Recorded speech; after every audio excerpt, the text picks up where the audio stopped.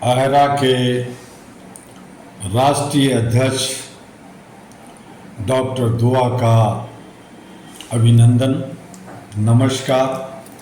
आप सब HRTV अहरा लगातार देख रहे हैं, बहुत सारे कमेंट्स आप भेज रहे हैं। अतिथि व्यस्तता की वजह से मैं सभी को बराबर जवाब नहीं दे रहा, इसके लिए क्षमा चाहता हूँ। आपको जवाब मिलेगा, हम आपसे संपर्क में रहेंगे। लेकिन जो बिहार का विधानसभा का जो चुनाव सर पे है, 6 नवंबर और 11 नवंबर को वोटिंग है। अब जनता को ये निर्णय करना है कि वो कॉरपोरेट पार्टियों को, पारिवारिक पार्टियों को, जालसाजों को, बतौलाबाजों को, जुमलेबाजों को, धोखेबाजों को वोट देंगे या फिर इन सब को दरकिनार करेंगे। आज हम सब भटक गए।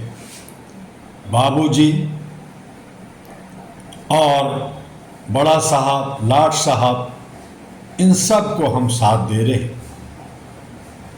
आज हम सब लोकतंत्र को ठीक से नहीं समझ पा रहे।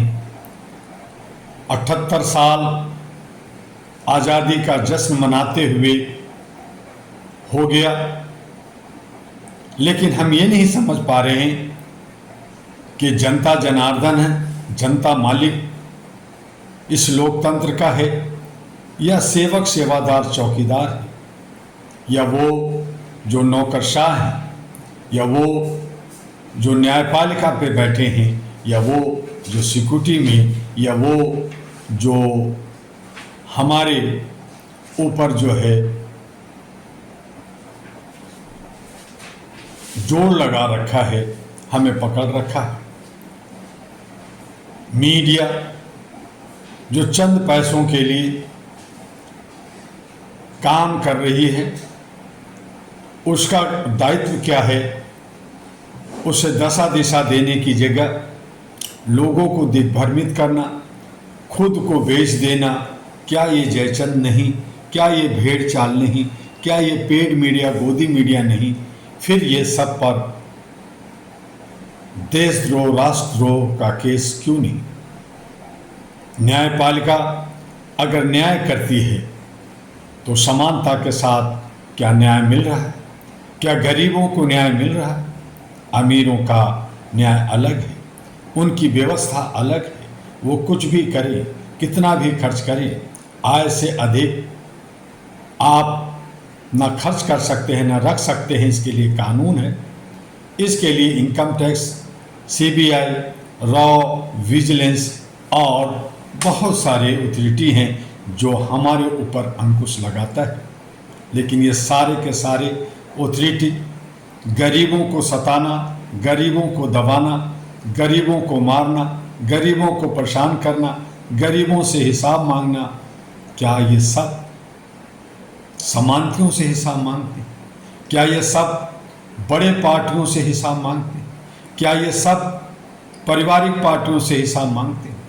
बीच में चिल्लम चिल्ली करते हैं, एक दूसरे पर दोषारोपण करते हैं, एक दूसरे को बदनाम करने की कोशिश जरूर करते हैं, लेकिन जहां उनको फ़ायदा दिखता है वही काम करते हैं। बिहार के अंदर विधानसभा, बिहार एक बड़ा राज्य है जहां पे लोकतंत्र की आवाज़ होती है, जहां से भारत को सही माने में लोकतंत्र का मतलब समझाया जाता है।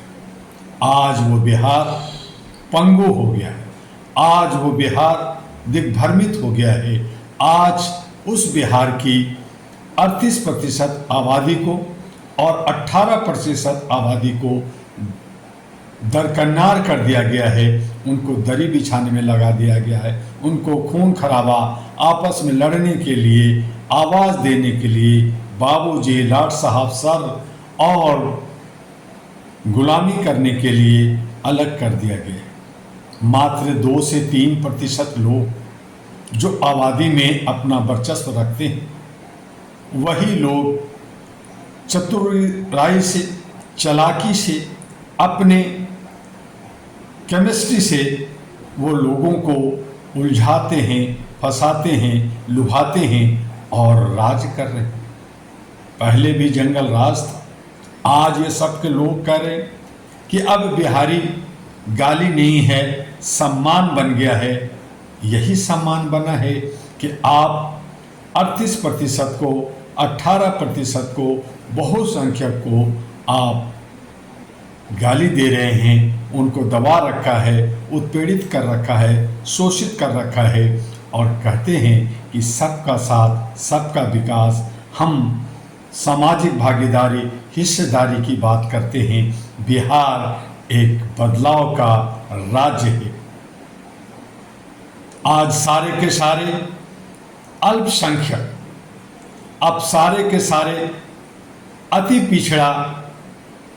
पिछड़ा मुसलमान और शेड्यूल कास्ट को भी तोड़कर, उनको भी गंगा में डुबकी लगाकर या शुद्धि कर आप अपने खेमे में तो रख लिया है। लेकिन मैं पूछना चाहता हूं कि चिराग पासवान, जीता राम की मांझी की अगर बेटी या बेटा है या हो, तो क्या ये समाजवादी अपने घरों का बहू या दामाद बनाएंगे? क्या उनको मंदिर के पुजारी बनाएंगे? क्या उनको मुख्यमंत्री बनाएंगे? ये सब जो बिक गए हैं, ये सब जो जयचंदगिरी कर रहे हैं, ये सब जो दल बदलू कर करके दूसरे को नुकसान पहुंचा रहे हैं, अपने समाज को नुकसान पहुंचा रहे हैं, इन्हें सबक सिखानी चाहिए। डॉक्टर दुआ ने कहा कि अंबेडकर ने जो कहा था, लोहिया ने कहा था, काशीराम और ललई राम और हमारे बुद्ध ने और बिहार के जयप्रकाश नारायण ने कहा था, क्या वो जन क्रांति, क्या वो संपूर्ण क्रांति आप सब भूल गए? बिहार के अंदर अगर अति पिछड़ा को अपलिफ्ट नहीं किया जाएगा तो क्या बिहार का विकास होगा? बिहार जंगल राज था, जंगल राज है और जंगल राज ये सब बना करके रखना चाहते हैं। ये अपने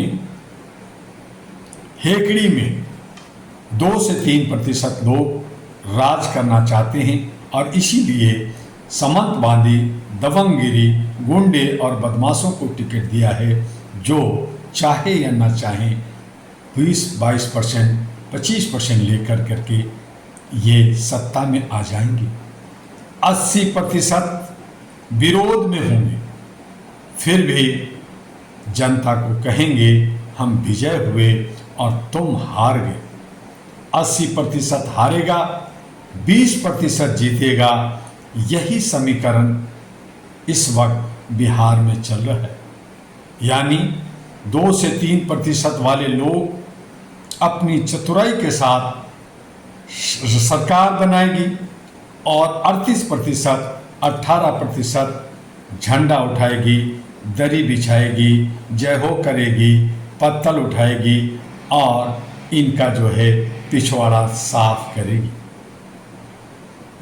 और 38 से 18% वालों पर जुल्म होगा, पिछवाड़ों पे डंडा पड़ेगा, FIR लॉज होगा, उनके घरों पे बुलडोजर चलेगा, उनको कहा जाएगा कि तुम कहीं ना कहीं से घुसपैठियों हो, आतंकवादी हो, तुम इस लायक नहीं हो, तुम क्षुद्र हो, अब तुम्हें हम गंगा जल कर करके हिंदू बना देते हैं। वही हिंदू जो गुलाम है, वही हिंदू जो काला है, आपको फंसा करके खुद अपने को ब्राह्मण, राजपूत और बड़े सामंती कहलाएंगे और आपको कहेंगे कि तुम क्षुद्र थे, अब मैंने तुम्हें हिंदू बना दिया है, अब मैं तुम्हें हिंदू राष्ट्र दूंगा, अब मैं तुम्हें अधिकार और बहुत सब कुछ दूंगा, तुम खाओ, 2 रुपये किलो चावल, तुम्हारे लिए शौचालय, तुम्हारे लिए बहुत कुछ दिया है, सब तो दे रहा। बस तुम वोट देते रहो, हमें शासन करने दो, हमें देश विदेश घूमने दो, हमें मौज मस्ती करने दो, हमें कोठियों में रहने दो, हमें 5 स्टार होटल का खाना खाने दो, हमें सर्किट हाउस गेस्ट हाउस में मज़े मस्ती करने दो। तुम्हें क्या, तुम खेती करो, मजदूरी करो, पकौड़े बेचो, साइकिल चलाओ, रिक्शा चलाओ, सब्जी भाजी बेचो, डेंटिंग पेंटिंग करो, हमारे घर को चमकाओ, हमारे जूतों को चमकाओ, ये सब करते रहो, तुम्हें माल मिलेगा, टाल मिलेगा, मौज करो, मस्ती करो। इससे ज़्यादा तुम्हें न सोचने की ज़रूरत है, न तुम्हें इस बात पर कोई बात करने की ज़रूरत है। स्वास्थ्य चाहिए, हम बहुत सारे हॉस्पिटल सरकारी खोल रखा है, चाहे मक्खी भिनभिना रहा हो, चाहे कुत्ते भौंक रहे हो, तुम्हें दवाई हम देंगे। शिक्षा लेने की क्या ज़रूरत है? क्यों मोटी मोटी किताबें पढ़ोगे? क्यों स्कूल कॉलेज हॉस्पिटल और यूनिवर्सिटी में जाओगे? उसकी ज़रूरत नहीं है। जिनको जाना है जाने दो। तुम मजदूर हो, मजदूरी करो। तुम मध्यम परिवार हो, मध्यम परिवार रहो। उच्च वर्ग के सपने क्यों देखते हो? मत देखो। यही ये लोग हमें और आपको सिखा रहे हैं, और हम आप इन्हीं की बातों को कि ठीक कह रहे हैं साहब, ठीक कह रहे हैं बड़े साहब, ठीक कह रहे हैं मुखिया जी, ठीक कह रहे हैं लाड साहब, ठीक कह रहे हैं हमारे प्रधान जी, और उसी का अनुसरण करते हुए हम जी रहे। कब तक ऐसी गुलामी में हम कैद रहेंगे? ये सोचना समझना आपका और हमारा बनता है। इस पे विचार कीजिए। 543 लिस्ट बनाइए, एक नया विकल्प डॉक्टर दुआ के साथ बनाइए। All India human rights association आपको मानवीय मूल्यों के लिए जगाता है। ऑल इंडिया नेशनल पार्टी आपको सत्ता में जाने के लिए एनपी राह दिखाता है। मीडिया HRTV आपको सही दशा दिशा देता है, और अलायंस आपको कहता है कि जो भटके हुए हैं, जो बिखरे हैं, वो एक प्लेटफॉर्म पे आकर अपने उद्देश्यों का या राष्ट्र के निर्माण में अपना योगदान दें। जो भटके हैं, भटके रहने दीजिए। हमें उन्हें आज नहीं तो कल सबक सिखाना है और उनको हराना है। आइए डॉक्टर MU दुआ जो मानव से मानव की लड़ाई कर रहा है, उन मानव से जो दानव हैं, राक्षस हैं, शैतान हैं, और हमें तोड़ रखा है, हमें बर्बाद कर रखा है, हमें विखंडित कर रखा है, उसे सिखाना है। आइए मानवता कायम कीजिए। आइए एक सच्चा इंसान बनिए। आइए सही राह पे चलते हुए असुरों को हराइए, और आप जो सूर हैं, आप जो सूरवीर हैं, उसको कायम कीजिए। राष्ट्र हो या पूरा पृथ्वी हो, विश्व कुटुंब का जो हमने नारा दिया, हमने विश्व गुरु बने, हम सोने की चिड़िए बने, उसे कायम करने के लिए कदम से कदम, ताल से ताल मिलाकर आगे बढ़िए, और बिहार के विधानसभा चुनाव में एक मिसाल कायम कीजिए। 100% मत देकर, वोट देकर। जय हिंद, जय भारत, नमस्कार।